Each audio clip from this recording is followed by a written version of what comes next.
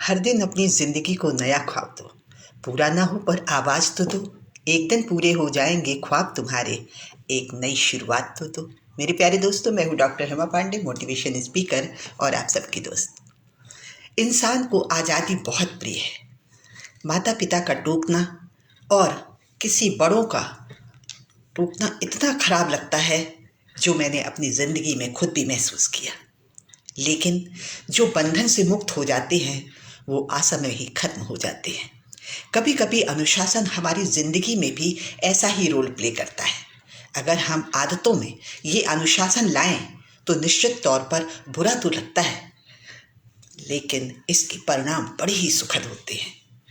सुबह उठने से लेकर किताब पढ़ने से लेकर अपनी जो छोटी छोटी आदतें हैं उन सब को फॉलो करने में बुरा तो लगता है। सुबह उठकर जो सीधे मोबाइल उठाने का आनंद है वो किसी और में नहीं।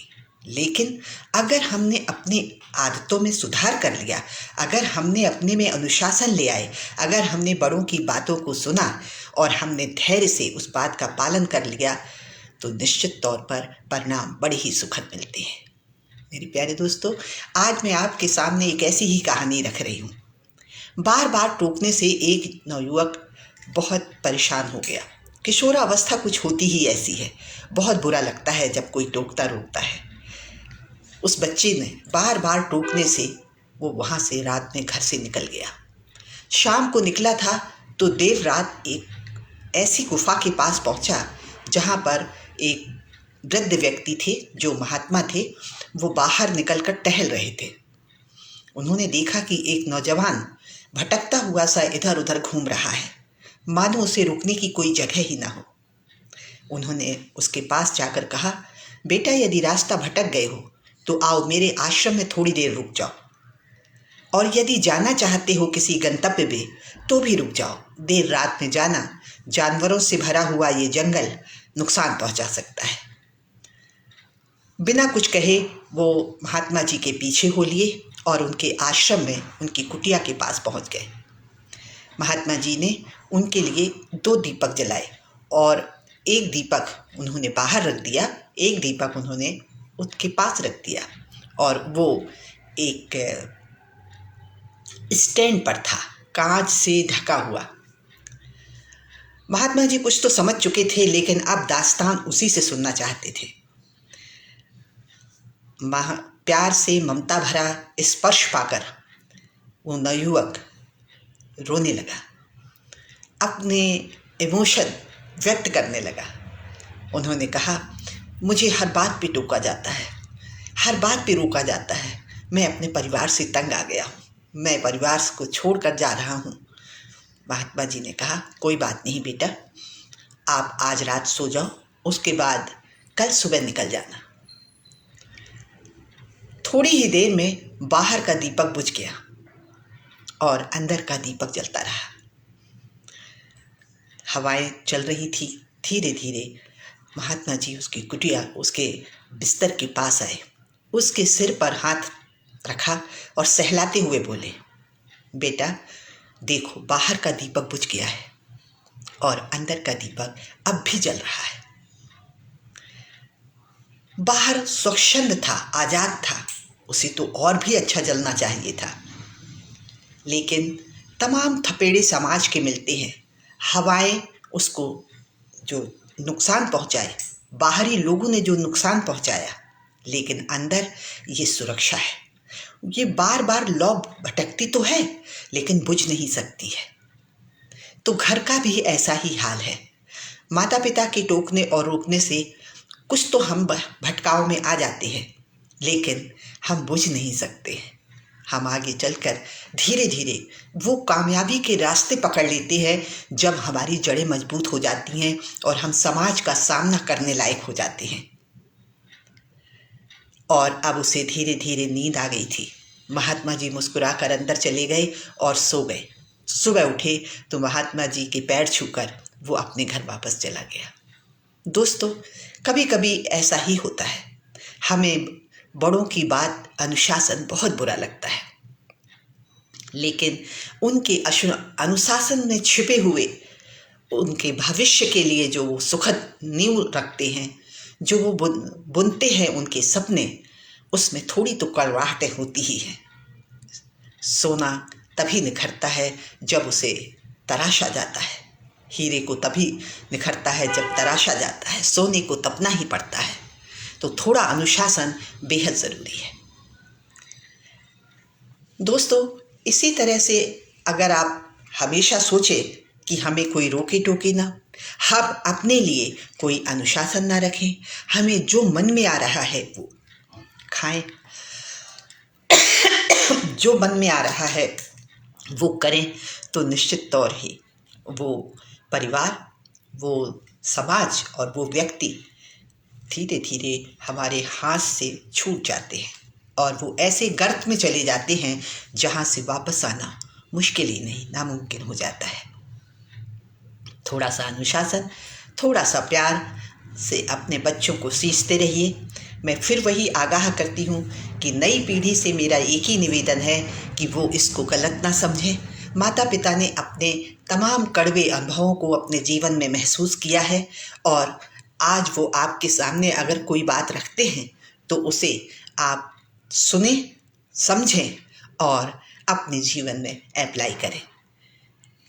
ऐसा तराशना अपने आप को, ये भी एक बहुत बड़ी बात होती है।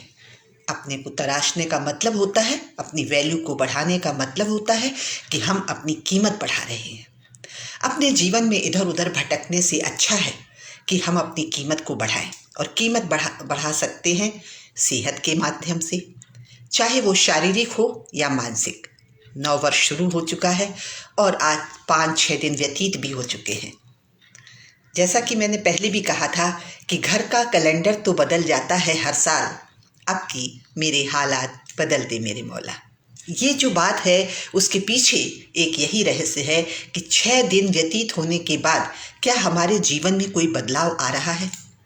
नहीं, तो फिर हमें अपनी आदतों को बदलना पड़ेगा, हमें गोल बनाना पड़ेगा और उस गोल को पाने के लिए तब हमें एक डायरी बनाएं और उसमें लिखें कि आखिर हमारा गोल क्या है और हमें कैसे उसे फॉलो करना है।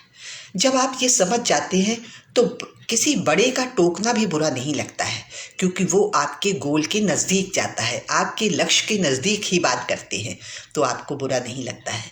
लेकिन जब आप यूं ही भटकते रहते हैं तो माता पिता के द्वारा कही हुई कोई भी बात बहुत बुरी लग जाती है। ऐसा ही एक अशोक का पेड़ और एक आम का पेड़ था दोस्तों। दोनों ही पेड़ पास पास थे और धीरे धीरे बड़े हो रहे थे। अशोक के पेड़ ने कहा कि तुम हर बार फल आते हैं तुम्हारे, और जब छोटे छोटे आम उसमें लगते हैं तो ये छोटे छोटे बच्चे पत्थर मारते हैं और आपको कितनी चोट लगती है। आप ऐसा क्यों करते हो? मुझे देखो, मैं सीधा खड़ा रहता हूँ, मुझे कोई कभी पत्थर नहीं मारता है, मेरा कोई कुछ बिगाड़ नहीं सकता है। आम ने कहा कि जिंदगी में देना ही सबसे ज़्यादा सुखद होता है मेरे दोस्त।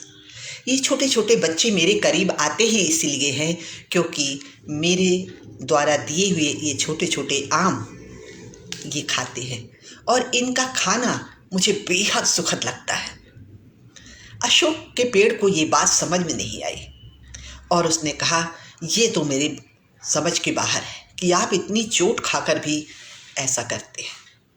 लेकिन आम ने कहा ये वही समझ सकता है जो देना जानता है, ये सुखद अनुभूति वही महसूस करता है जो समाज को कुछ लौटाता है। और एक दिन ऐसा आया जब अशोक के पेड़ को काट दिया गया, क्योंकि जो बहुत सीधा खड़ा होता है उसे काट ही दिया जाता है। जो परोपकार करते हैं उनको याद रखा जाता है, उन्हें संभाल कर रखा जाता है। जैसे हमारे समाज में जो बिजनेसमैन 2 हुए, टाटा और बिरला, आज भी याद किए जाते हैं, कारण उन्होंने स्वतंत्रता के समय में जो योगदान दिया वो अभूतपूर्व था। जो देता है मेरे दोस्त, उनको कभी नहीं भुलाया जा सकता है। और चलते चलते एक बात और कहना चाहूँगी कि ईश्वर पर अगर आपको विश्वास है तो दुनिया की तमाम परिस्थितियाँ आपका से डरने की कोई ज़रूरत नहीं है। और आप बड़े इत्मीनान से अपने जीवन का निर्वाह करते रहिए। अगर बुरा भी हो रहा है तो भी, और अच्छा हो रहा है तो भी। एक नए दंपत्ति नदी में नाव पर बैठे पार कर रहे थे और कोई विकल्प नहीं था नदी पार जाने का। जैसे ही नाव चली, एक तेज हवाएं चलने लगी, नाव डगमगाने लगी। पति इत्मीनान से शांति से बैठा था, पत्नी बहुत घबराई हुई थी। न जाने उसे लग रहा था कि कुछ ही क्षणों में नाव पलट जाएगी और हम डूब जाएंगे। उसके बार बार विचलित होने के उसके पति मुस्कुराते रहे। उन्होंने कहा, ये क्या कर रहे हैं आप? हंसे जा रहे हो, मैं इतनी घबराई हुई हूं, डरी हुई हूं। पति ने अचानक ही तलवार निकाल ली। सुरक्षा के लिए वो अपने पास ही रखते थे। पत्नी ने कहा, ये क्या? और हंसने लगे। कहने लगे, तुम्हें डर नहीं लगा? बोले, बिल्कुल नहीं। तुम मुझसे इतना प्यार करते हो, डर किस बात का? तुम मेरे पति हो। उन्होंने कहा, ये तो बिल्कुल सही है।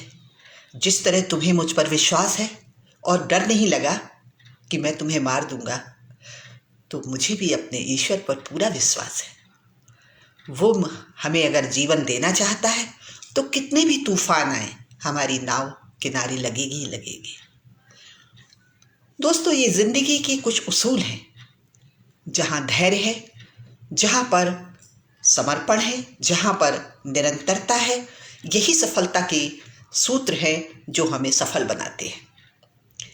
अगर हम थोड़ा धैर्य रखें, अगर हम दूसरों को थोड़ा थोड़ा देते चलें, मिल बांट कर चलते रहें और साथ में निरंतर अपने काम पर वर्क करते रहें, अपने बड़ों का और अपने वेद ग्रंथों का पालन करें, अनुसरण करें, तो कोई वजह नहीं कि हम सफल नहीं हो सकते, स्वस्थ नहीं रह सकते, सुखी नहीं रह सकते। चलते चलते बस इतना ही कहूँगी कि कौन कहता है आसमां में सुराग नहीं हो सकता, एक पत्थर तो तबीयत से उछालो यारो। ऊर्जावान लोगों को ही सफलताएं मिलती हैं मेरे दोस्त। इसलिए खुशहाल रहिए, सुखी रहिए। सबसे पहले आप सेहत, फिर आप आर्थिक, तीसरा सामाजिक, और चौथा जो सबसे ज़्यादा महत्वपूर्ण है, आध्यात्मिक पन्नों को पढ़ते रहिए। आप सफल होंगे, ये मेरी गारंटी है। आज इतना ही। नमस्कार, जय हिंद, जय भारत।